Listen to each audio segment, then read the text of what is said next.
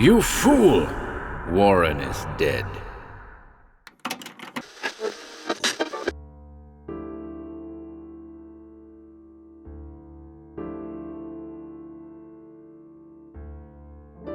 Welcome to HorrorBabble. We return today with yet another Clark Ashton Smith story, The Demon of the Flower, which first appeared in Astounding Stories in December 1933. As always, we hope you enjoyed.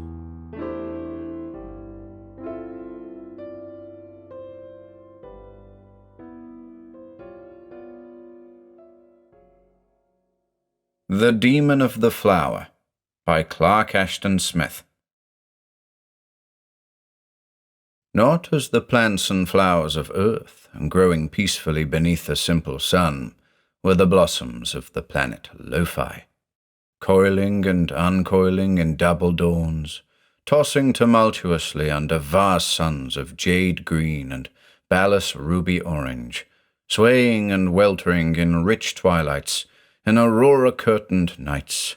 They resembled fields of rooted serpents that dance eternally to another worldly music. Many were small and furtive, and crept viper-wise on the ground. Others were tall as pythons, rearing superbly in hieratic postures to the jeweled light. Some grew with single or dual stems that burgeoned forth into hydra heads, and some were frilled and festooned with leaves that suggested the wings of flying lizards, the pennants of fairy lances, the phylacteries of a strange sacerdotalism. Some appeared to bear the scarlet wattles of dragons. Others were tongued as if with black flames or the coloured vapours that issue with weird writhings from out barbaric censers, and others still were armed with fleshy nets or tendrils, or with huge blossoms like bucklers perforated in battle. And all were equipped with venomous darts and fangs. All were alive, restless, and sentient. They were the lords of Lo-Fi, and all other life existed by their sufferance. The people of the world had been their inferiors from unrecorded cycles, and even in the most primitive myths, there was no suggestion that any other order of things had ever prevailed. And the plants themselves, together with the fauna and mankind of Lo-Fi, gave immemorial obeisance to that supreme and terrible flower known as the Vorkwal, in which a tutelary demon, more ancient than the twin suns, was believed to have made its immortal avatar. The Vorkwal was served by a human priesthood, chosen from amid the royalty and aristocracy of Lo-Fi.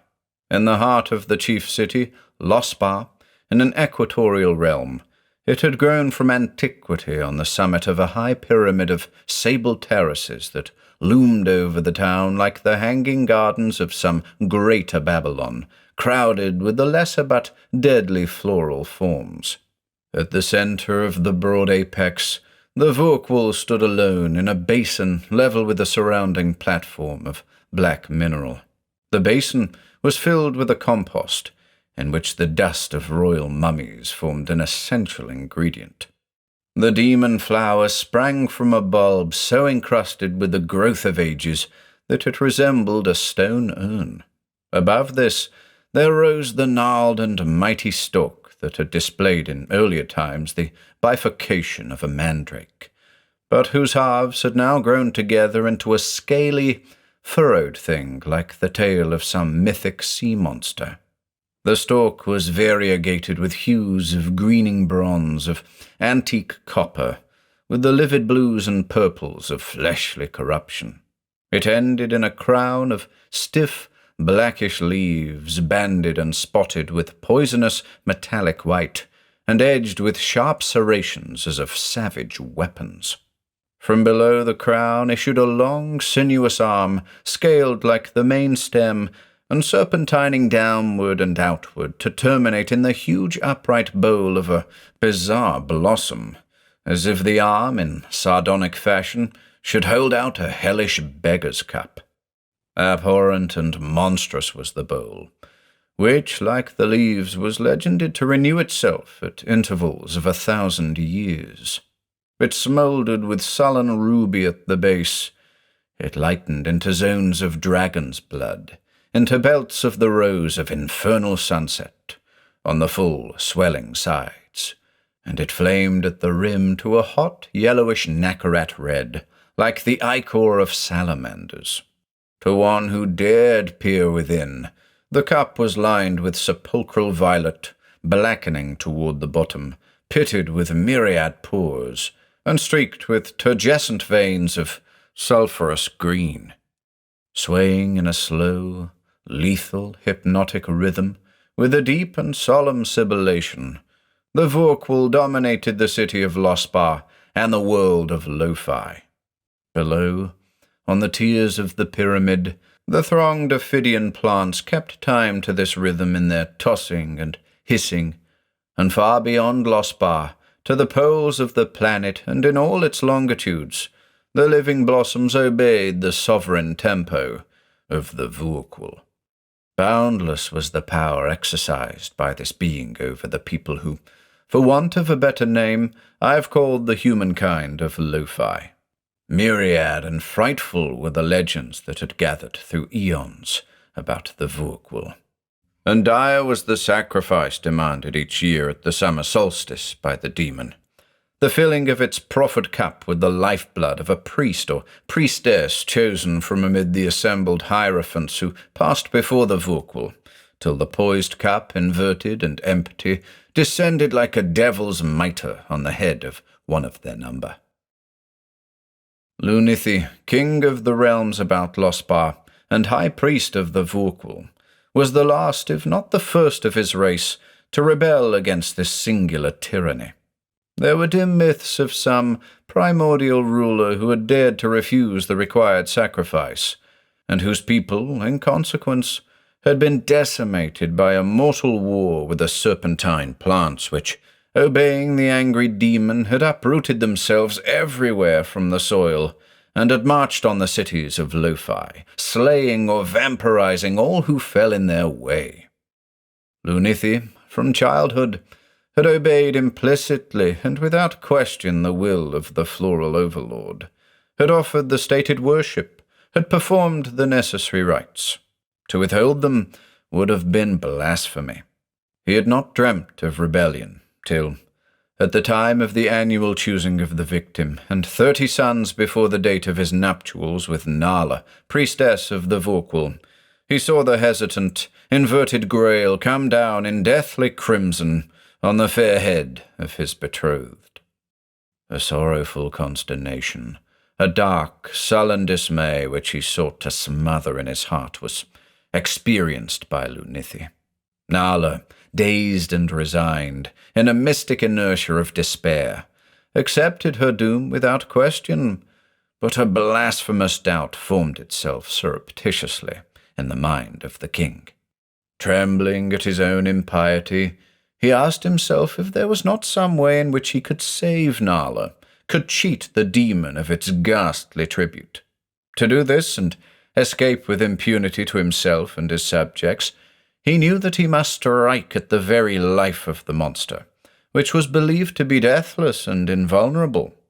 It seemed impious even to wonder concerning the truth of this belief, which had long assumed the force of a religious tenet, and was held unanimously. Amid such reflections, Lunithi remembered an old myth about the existence of a neutral and independent being known as the Ocklith, a demon coeval with the Vorkwal, and allied neither to man nor the flower creatures. This being was said to dwell beyond the desert of Apham, in the otherwise unpeopled mountains of white stone above the habitat of the ophidian blossoms. In latter days no man had seen the Ocklith, for the journey through Apham was not lightly to be undertaken. But this entity was supposed to be immortal, and it kept apart and alone, meditating upon all things but interfering never with their processes. However, it was said to have given, in earlier times, valuable advice to a certain king who had gone forth from Lospar to its lair among the white crags. In his grief and desperation, Lunithy resolved to seek the Oclith and question it anent the possibility of slaying the Vorkul. If by any mortal means the demon could be destroyed, he would remove from Lo-Fi the long-established tyranny whose shadow fell upon all things from the Sable Pyramid. It was necessary for him to proceed with utmost caution, to confide in no one, to veil his very thoughts at all times from the occult scrutiny of the Vorkul. In the interim of 5 days, between the choosing of the victim and the consummation of the sacrifice, he must carry out his mad plan. Unattended and disguised as a simple hunter of beasts, he left his palace during the short 3-hour night of universal slumber, and stole forth toward the desert of Apham. In the dawn of the Balas ruby sun, he had reached the pathless waste, and was toiling painfully over its knife-sharp ridges of dark stone, like the waves of a mounting ocean, petrified in storm. Soon, the rays of the green sun were added to those of the other, and Apham became a painted inferno, through which Lunithy dragged his way, crawling from scarp to glassy scarp, or resting at whiles in the coloured shadows. There was no water anywhere, but swift mirages gleamed and faded, and the sifting sand appeared to run like rills in the bottom of deep valleys. At setting of the first sun, he came within sight of the pale mountains beyond Apham, towering like cliffs of frozen foam above the desert's dark sea. They were tinged with transient lights of azure, of jade and orange in the going of the yellow-red orb and the westward slanting of its binary. Then the lights melted into beryl and tourmaline, and the green sun was regnant over all, till it too went down, leaving a twilight whose colours were those of sea-water. In the gloom, Lunithy reached the foot of the pale crags, and there, exhausted, he slept till the second dawn. Rising, he began his escalade of the White Mountains. They arose bleak and terrible before him against the hidden suns, with cliffs that were like the sheer terraces of gods. Like the king who had preceded him in the ancient myth, he found a precarious way that led upward through narrow, broken chasms. At last he came to the vast fissure, riving the heart of the White Range, by which it was alone possible to reach the legendary lair of the Oclith. The chasm's beetling walls rose higher and higher above him, shutting out the suns, but creating with their whiteness a wan and deathly glimmer to illumine his way. The fissure was such as might have been cloven by the sword of a macrocosmic giant. It led downward, steepening ever, like a wound that pierced to the heart of Lo-Fi. Lunithy, like all of his race, was able to exist for prolonged periods without other nutriment than sunlight and water. He had brought with him a metal flask filled with the aqueous element of Lo-Fi, from which he drank sparingly as he descended the chasm, for the White Mountains were waterless, and he feared to touch the pools and streams of unknown fluids upon which he came at intervals in the dusk. There were sanguine-coloured springs that fumed and bubbled before him, to vanish in fathomless rifts, and brooklets of mercurial metal, green, blue, or amber, that wound beside him like liquescent serpents, and then slipped away into dark caverns. Acrid vapours rose from clefts in the chasm, and Lunithy felt himself among strange chemistries of nature. In this fantastic world of stone, which the plants of Lo-Fi could never invade, he seemed to have gone beyond the Vorkul's grim, diabolic tyranny. At last he came to a clear, watery pool, occupying almost the entire width of the chasm. In passing it, he was forced to scramble along a narrow, insecure ledge at one side. A fragment of the marble stone, breaking away beneath his footfall, dropped into the pool as he gained the opposite edge, and the hueless liquid foamed and hissed like 1,000 vipers.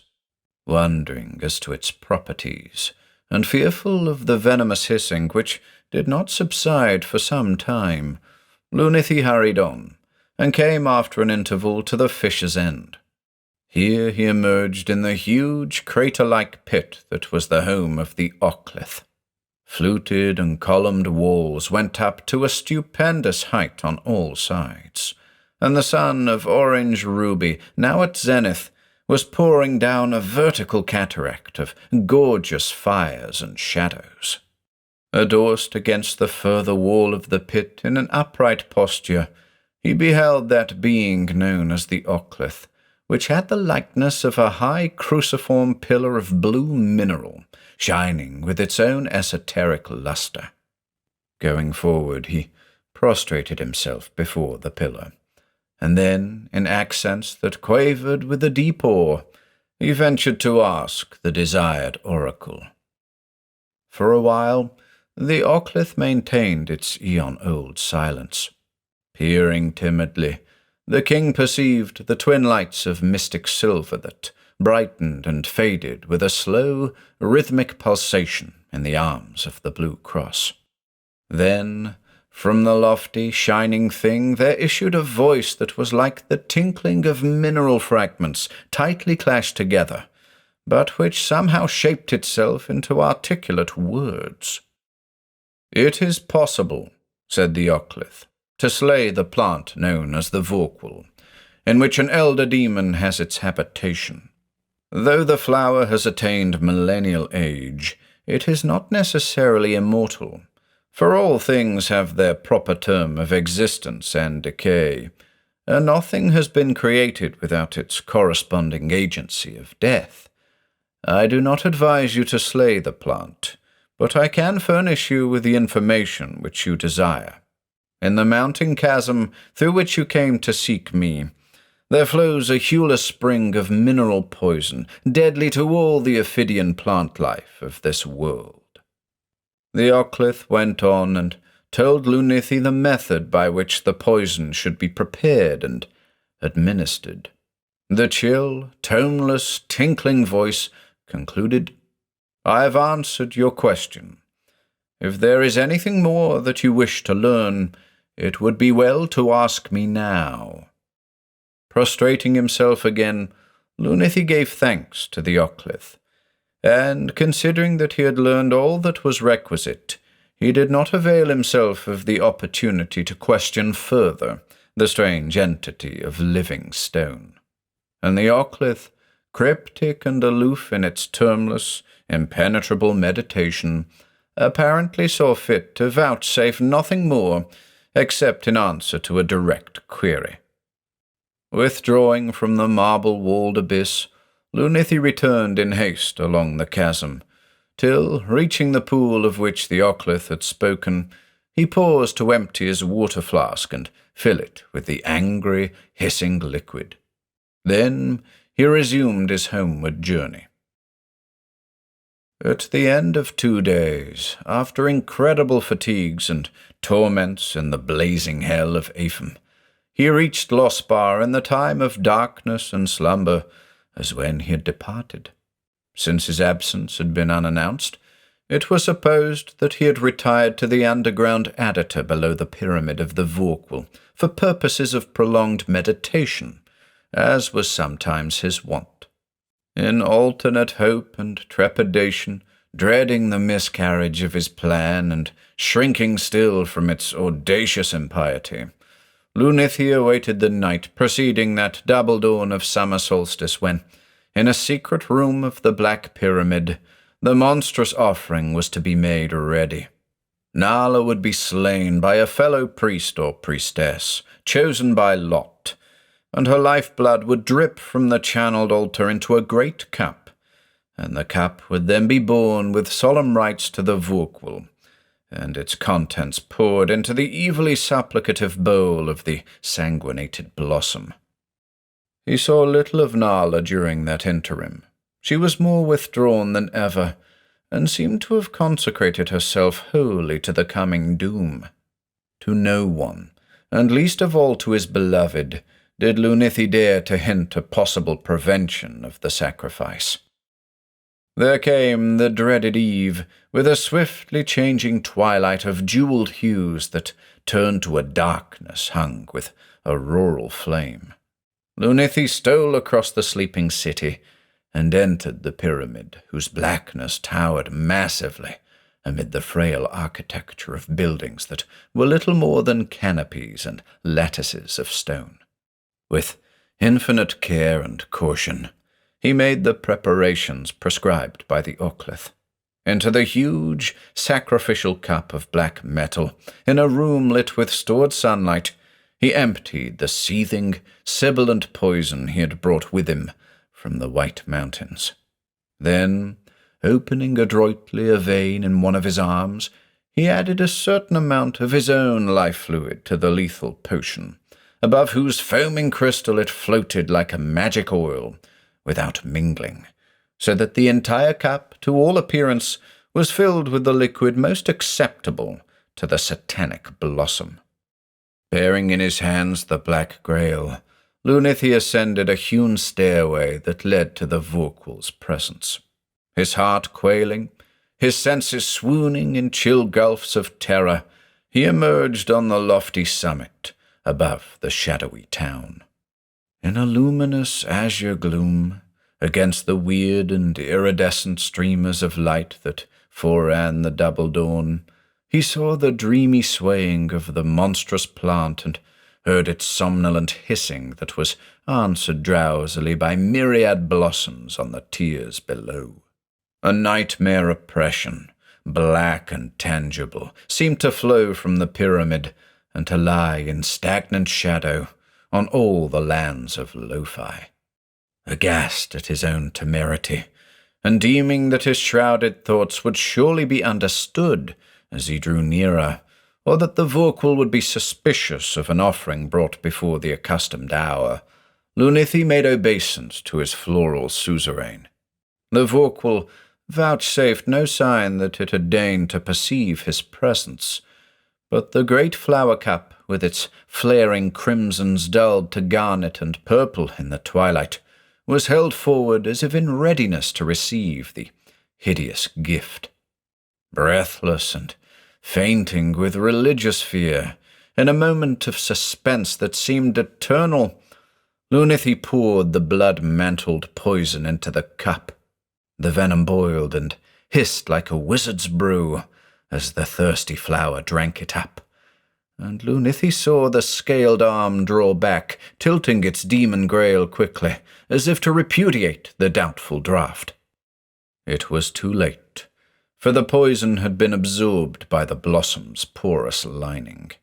The tilting motion changed in mid-air to an agonized writhing of the reptilian arm, and then the Vorkwal's huge, scaly stalk and pointed leaf crown began to toss in a deathly dance, waving darkly against the auroral curtains of morn. Its deep hissing sharpened to an insupportable note, fraught with the pain of a dying devil, and looking down from the platform edge on which he crouched to avoid the swaying growth, Lunithy saw that the lesser plants on the terraces were now tossing in a mad unison with their master. Like noises in an ill dream, he heard the chorus of their tortured sibilations. He dared not look again at the Vorkwal till he became aware of a strange silence, and saw that the blossoms below had ceased to writhe and were drooping limply on their stems. Then, incredulous, he knew that the Vorkwal was dead. Turning in triumph mingled with horror, he beheld the flaccid stalk that had fallen prone on its bed of unholy compost.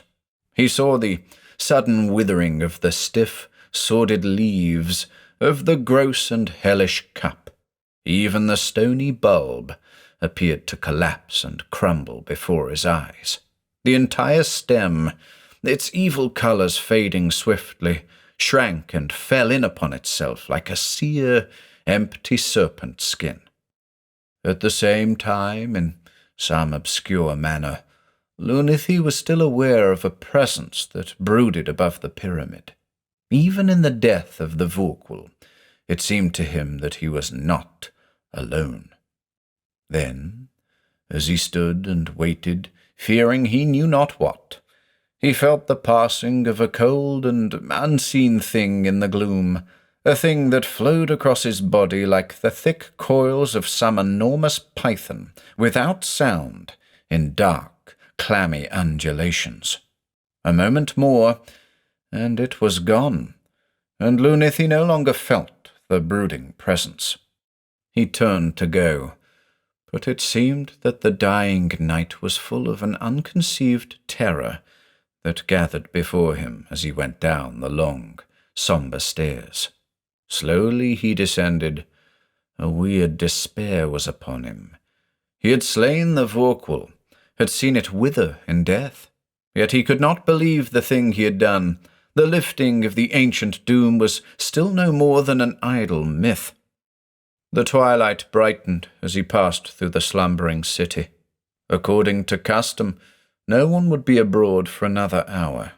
Then the priests of the Vorkwal would gather for the annual blood offering. Midway between the pyramid and his own palace, Lunithy was more than startled to meet the maiden Nala. Pale and ghostly, she glided by him with a swift and swaying movement, almost serpentine, which differed oddly from her habitual languor.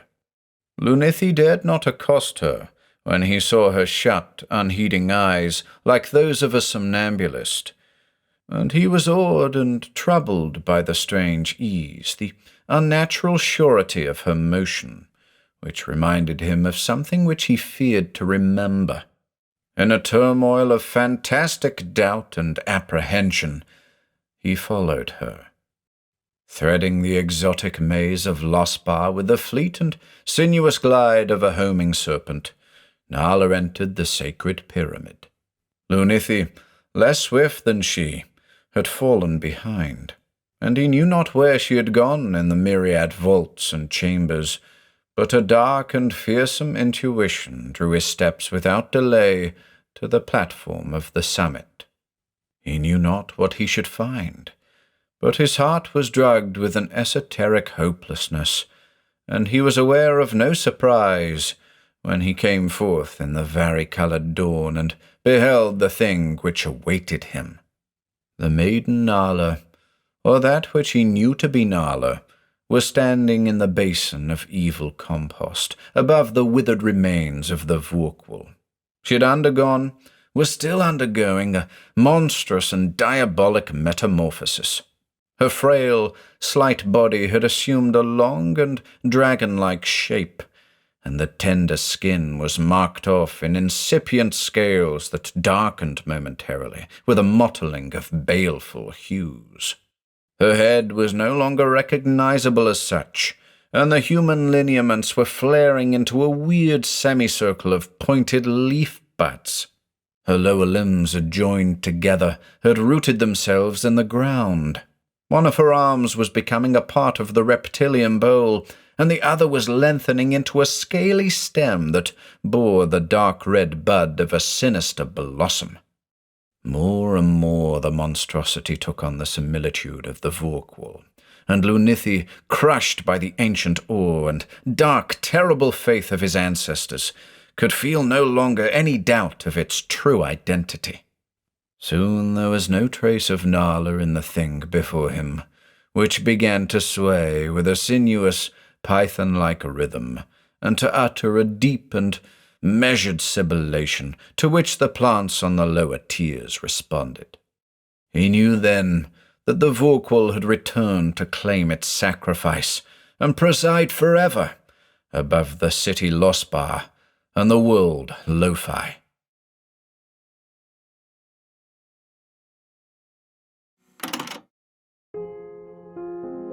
If you enjoyed listening today, be sure to subscribe to the channel by hitting the red subscribe button below. After doing so, click the bell icon next to the subscribe button to receive new content notifications. If you'd like to support our work and receive exclusive perks, consider becoming a channel member by clicking the Join button below. To support us in other ways, see the video description for links to our Bandcamp and Patreon pages, our merch store over at Teespring, and further information relating to our releases on Audible, iTunes, and Spotify. And until next time,